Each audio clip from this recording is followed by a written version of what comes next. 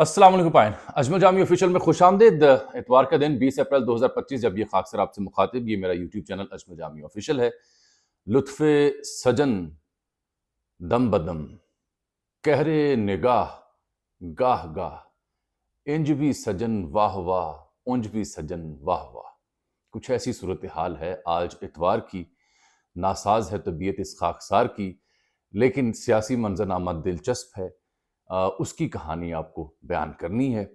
सबसे पहले तो आप ये देखिए कि हुकूमती जो वज़रा हैं, ज़िम्मेदारान हैं, अवाम में जब जाते हैं तो क्या हो रहा है। उसके एक से ज़ायद पहलू हो सकते हैं।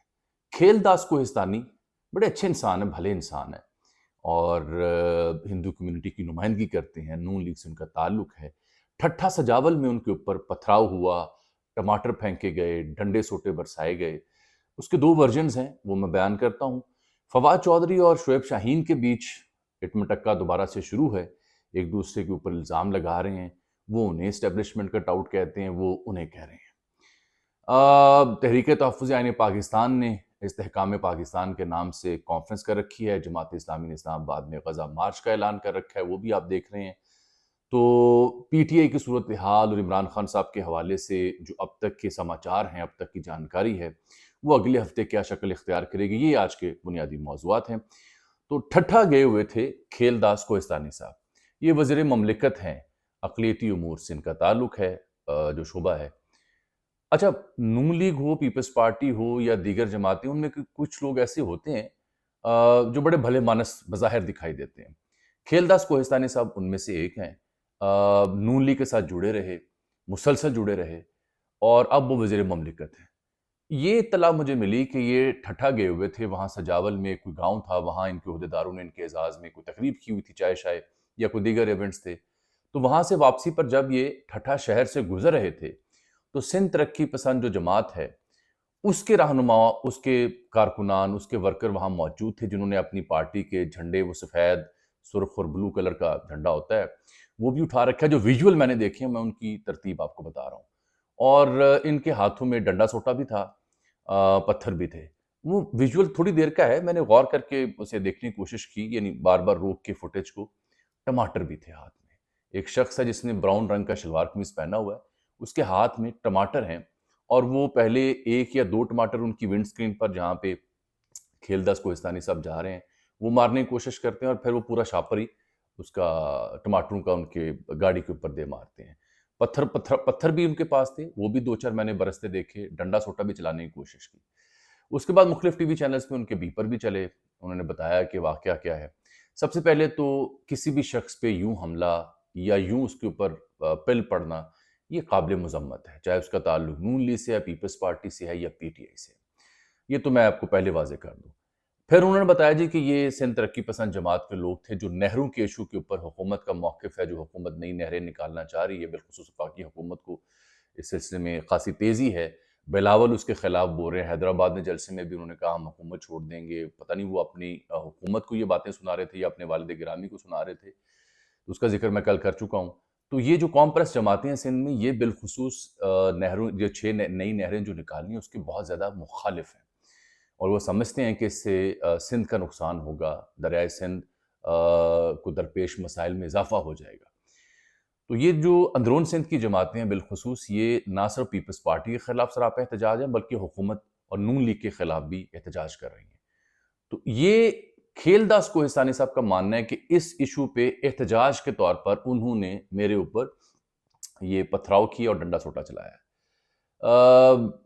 दूसरी बात जो इसकी मुमकिना वजह हो सकती है, ठीक है, ये तो चूँकि सिंध तरक्की पसंद के एक रहनुमा है वहाँ ठट्ठा के, जलाल शाह उनका नाम बताया जा रहा है। उनके बारे में मुझे इत्तला मिली है कि उनको पुलिस ने गिरफ्तार किया है। पीपल्स पार्टी से नून लीग की गुज़ारिश थी कि आपकी हुकूमत है, जिस शख्स ने हमला किया उसको गिरफ्तार करें। और कहा जा रहा है कि उनको बड़े बेईमाना तरीके से उठाया गया है, जो वहाँ के इस जमात के सरबराह हैं। ठीक है, जो लोग मुलव्वस हैं उनको ज़रूर कानून के मुताबिक कार्रवाई करें। लेकिन ये केनाल का इशू है, कॉम्प्रेस जमातें हैं, खेलदास कोहिस्तानी हैं, पीपल्स पार्टी, ये सब मैं डिटेल में आपको बता चुका हूँ ना, तो मैं कहना कुछ और चाह रहा हूँ। अर्ज़ ये है कि ये नफ़रतें जो है ना, जिस हद हद तक हमने बो दी हैं, तो नफ़रतों की जब फसलें खड़ी हो जाती हैं, तो उसको फिर यूँ काटना पड़ता है। چاہے یہ کینال کا ایشو ہو یا کسی اور بات کا ایشو ہو، یہ پھر عوامی رد عمل ہوا کرتے ہیں، اچھے برے اس کی مذمت کریں نہ کریں، لیکن میں کبھی ان چیزوں کو انکریج نہیں کرتا، یہ غیر اخلاقی معاملات ہیں، ایسا نہیں ہونا چاہیے، لیکن یہ نفرتوں کا جو بیج بوئے جاتے ہیں ان کی پھر فصلیں ایسی ہی کھڑی ہوتی ہیں۔ یہ ہے کھیل داس کوہستانی کا واقعہ، جنہوں نے کہا جی اللہ کا شکر میں بچ گیا ہوں۔ یہ کوئی ایسی بات نہیں ہے جو امپیکٹ دیا جا رہا ہے کہ شاید کوئی قاطعانہ حملہ تھا، ڈنڈا سوٹا ٹماٹر برسا کے لوگ کیا کر سکتے ہیں، اپنا گالم گلوچ غصہ ہی بیان کر سکتے ہیں۔ دوسری کہانی بھی ایسی جڑی ہوئی ہے، میں شیر افضل مروت صاحب کو دیکھ رہا ہوں چند دنوں سے، وہ ہر پی ٹی آئی کے حق میں بات کرنے والی خاتون ہو یا مرد ہو اس کو کھری کھری سنا رہے ہیں، خاندان کی تربیت، جنم لینے تک اور ناک کی سرجری تک کے مشورے دے رہے ہیں مختلف خواتین کو، سمینہ پاشا سے الجھ رہے ہیں، ان کے ساتھ خاصی نازیبہ انہوں نے گفتگو کی جو میں نے دیکھی ہے۔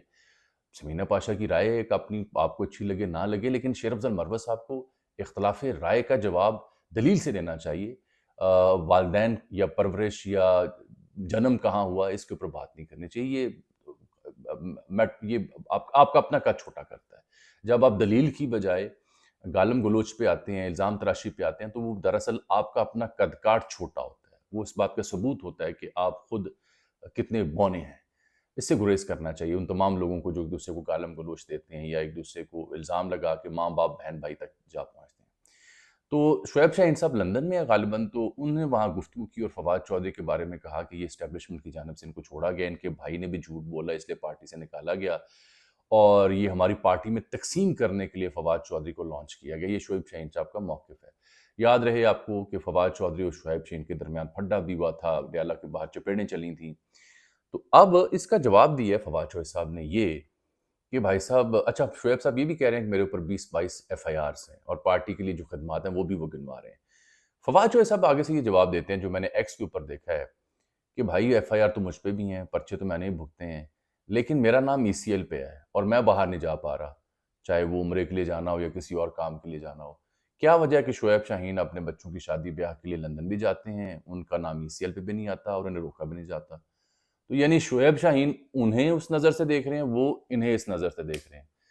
یہ جب ڈسرے ہو نا سیاسی جماعتوں کے اندر، دستیاب قیادت کے اندر دھڑے بندی ہو، گروہ بندی ہو، اپنے اپنے نمبر ٹنگنے ہوں، اپنی اپنی 1.5 انچ کی مسجد بنانی ہو، تو پھر یہ ہوتا ہے جو ہو رہا ہے، ایک دوسرے کو غدار ثابت کرنا ہے اور اپنے آپ کو سب سے زیادہ پوتر ثابت کرنا ہے۔